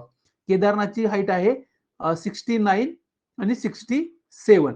69 आणि 67 हे कुणाची आहे? केदारनाथची आहे. केदारनाथची हाईट इतकी लक्षात असू दे, स्टार्ट केलेलं आहे. गंगोत्री आहे 6510 मीटर पर्यंत हाईट आहे. त्याच्यानंतर पुढचा जो टप्पा येतो तो हिमालयाचा, तो म्हणजे तुमचा नेपाळ हिमालय. हा पूर्णतः कुठाच्या नावातच आहे, नेपाळमध्ये असलेले हिमालय. काली नदी, इथली काली नदी ते इथं सिक्कीम मध्ये असलेली कोणती? तिस्ता. तिस्ता, काली नदी ते तिस्ता नदी या दरम्यान जो हिमालय आहे, म्हणजे ज्या बाउंड्री सांगतोय तुम्हाला, त्या बाउंड्री आहेत याच्यामध्ये असलेली नेपाळ हिमालय. काली नदी ते तिस्ता नदीमध्ये जो हिमालय आहे त्याला नेपाळ हिमालय म्हणतात. आणि याच्यामध्ये शिखरे सगळ्यात महत्वाचे आहेत, तो म्हणजे माउंट एव्हरेस्ट 8848, त्याच्यानंतर कांचनगंगा, त्याच्यानंतर होत्से, मकालू, धवलगिरी, अन्नपूर्णा, ठीक आहेत त्याच्यात नेपाळ हिमालयमध्ये महत्वाचे. सगळा कुठं आहे? नेपाळमध्ये पोर्शन आहे. त्याच्यामध्ये नावावरून आणि दिसलं लक्षात येईल आसाम. आसाममध्ये तुम्हाला का हा तिस्ता नदी ते इकडे ब्रह्मपुत्रा नदी या दरम्यानचा जो हिमालय आहे त्याला काय म्हणतात? आसाम हिमालय म्हणतात. मग हिच्यामध्ये काही पर्वत रांगा आहेत, त्या नावावरून तुम्हाला लक्षात असल्या पाहिजेत किंवा त्याचे विशिष्ट आहेत ठिकाणं, त्याचे तुटक तुटक असल्यामुळे. जे अरुणाचल प्रदेशमध्ये एक पर्वत रांग आहे ते पतकोई बूम आहे, इथं तुम्हाला इथं दिसेल, अगोदरच्या स्लाइड मध्ये होती. नागामध्ये असलेली नागा, लुशाई आणि लुशाई हे आहेत. नामचा बरवा, इथं नामचा बरवा आहे. त्यानंतर कुलांगरी आणि चामोरी हे काय त्याचे महत्वाचे शिखर आहेत. आता त्याच्यानंतर पुढचं हिमालयाच्याच बाबतीत, तर हिमालयाच्या हा हिमालय असा आलेला आहे. इथं काय होतो? तो खाली येतो, हा असा खाली वळतो. मग हे खाली वळणारा त्याचं काय झालेलं आहे? असा पार्ट झालेला आहे. हिमालय असा आला आणि असा तयार झालेला आहे. मग इथं पतकोई बूम आहे, नागा हिल्स आहेत, मिझो हिल्स आहेत आणि लुशाई हे काय हिल्स आहेत, त्या खाली वळलेल्या. इथं पतकोई अरुणाचल प्रदेश मध्येच आहे. त्याच्यानंतर नागाच आहे, मणिपूरचं मणिपूर टेकड्याच आहेत. फक्त मिझोरम मध्ये काय केलेलं आहे? त्याच्या नावामध्ये बदल आहे, तो नाव म्हणजे लुशाई आहे आणि इथं पतकोई बूम आहे. हे इथं तुम्हाला दिलेलं आहे बघा. त्यानंतर पुढचं बघूया पोर्शन. काही मेजर पास आहेत. इकडे तुम्हाला अगोदर एक हे दिलेलं मी, याच्यामध्ये जे पाठ करायला पाहिजेत असे पासेस दिलेले आहेत. म्हणजे पास म्हणजे काय? खिंडी. ह्या काही खिंडी आहेत त्या तुम्हाला इथं महत्वाचे जे आहेत त्या खिंडी दिलेल्या आहेत. त्यातली पहिली आहे बघा, शिपकीला. शिपकीला कुठं आहे? हिमाचल प्रदेशमध्ये. लिपुलेख ही उत्तराखंड मध्ये आहे.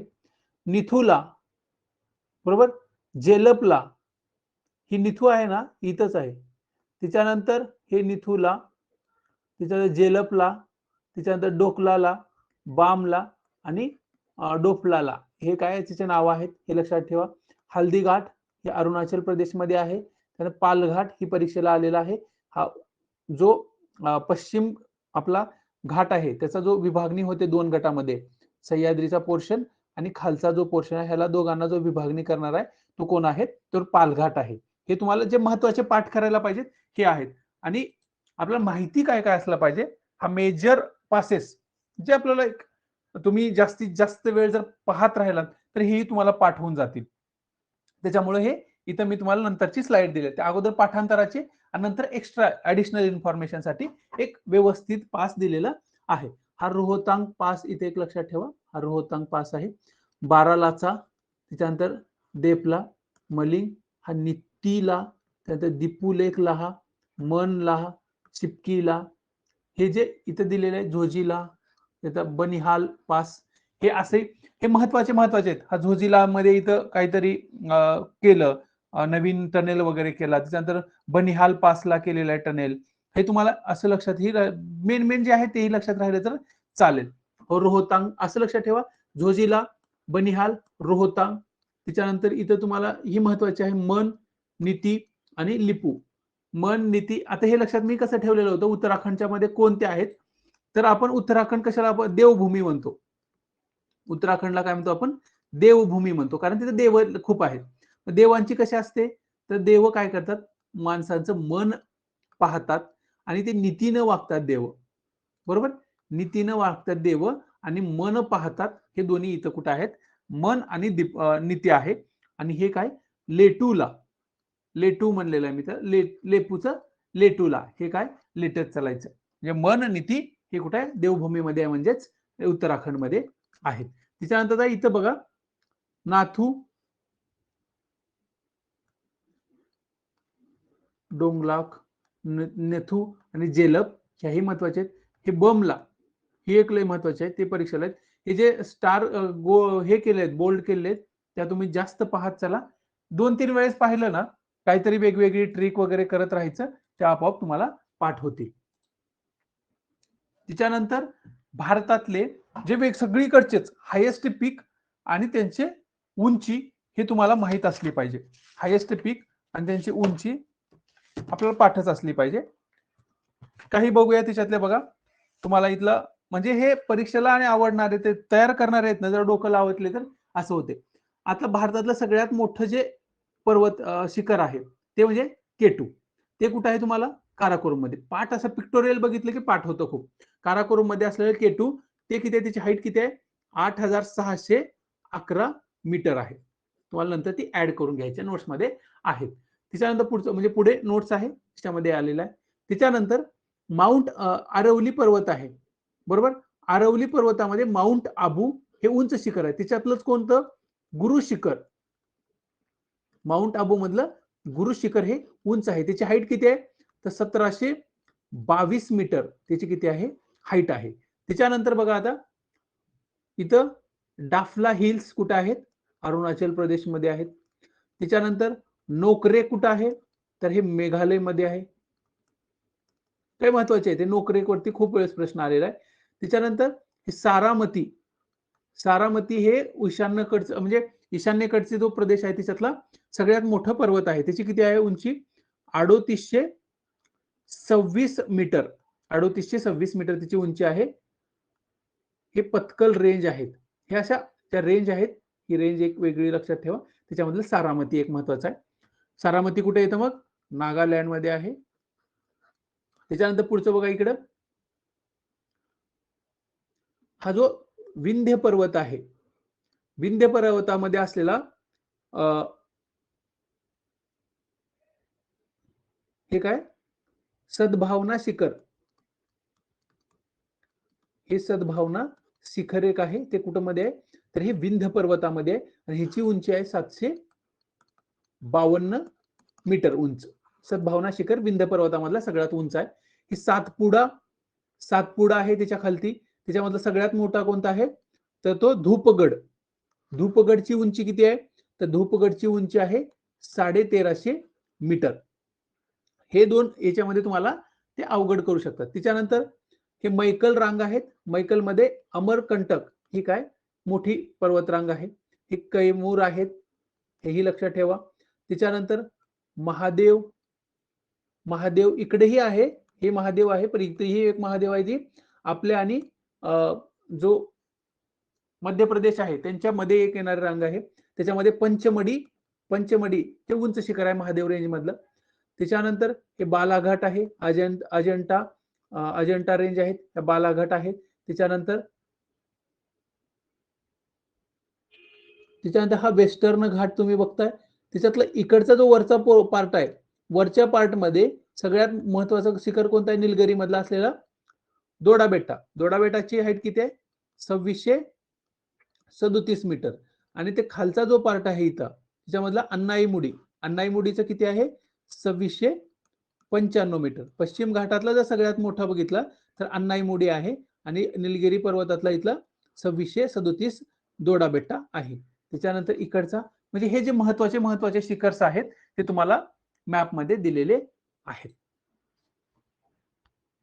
ओके, चला आजचा जो पार्ट होता त्यामध्ये हिमालय बघितलं. उद्याच्या ज्या लेक्चर मध्ये आपण काय करूया, जो पूर्ण पोर्शन आहे, पूर्ण पोर्शन जो राहिलेले जे 4 प्राकृतिक विभाग आहेत ते उद्याच्या लेक्चर मध्ये आपण काय करू, कंप्लीट करूया. ओके, आता सेशन एंड करतो. काही तुमच्या लेंथ पाठ करायची का? अजिबात पाठ करायचं नाही. लक्षात बाय डिफॉल्ट लक्षात राहिलं तर ठीक, नाहीतर गेलं. फक्त जे महत्वाचे शिखर्स असतात ना, त्यातला K2 असेल, त्याच्यानंतर इकडचा असणारा नामचा बरवा, हा नामचा बरवा आहे. त्याच्यानंतर इकडं असलेला एक, इथं काही महत्वाचे कांचनजंगा असेल, हे जे आहेत त्यांचे पाठ करायचे, ते जास्तीत जास्त लक्षात राहून आपल्याला पाठ होतात. तुम्ही जास्त वेळेस नोट्स, आता तुम्ही जिओग्राफीचं पुस्तक म्हणलं की किती असायचे तुमच्याकडे नोट्स, तर त्या असायच्या 300 पेजेस, 400 पेजेसच्या. आता किती होणार आहेत? 30 पेजेस, 40 पेजेस मध्ये असणार आहेत. त्याच्यामध्ये कंटेंट तुम्हाला तितकाच असणार आहे आणि पाहायला पण जास्त आहे. 40 पेजेस मध्ये तुम्हाला जिओग्राफी पूर्ण डिटेल येणार आहे. ते पाठ करा. जितकं त्याच्यामध्ये 40 पेजेस मध्ये 1 तासात आहे, 1 तासामध्ये तुम्हाला 40 पेजेस 1.5 तासामध्ये वाचून होतात. नंतर हे पूर्ण ऐकल्यानंतर जे शिकवलं ते आठवणार आहे. बस झालं ना, आणखी काय करायचंय? ऍडिशनली ते नंतर करत राहा. पण अगोदर जे शिकवलं त्याच्यावरती टार्गेट करा. लेक्चर कसं झालं कमेंट सेक्शन मध्ये मेन्शन करा. थँक्यू. आपण काय करूया, आता हे सेशन एंड करूया. उद्या भेटूया सेम टाइम 9 वाजता. थँक्यू.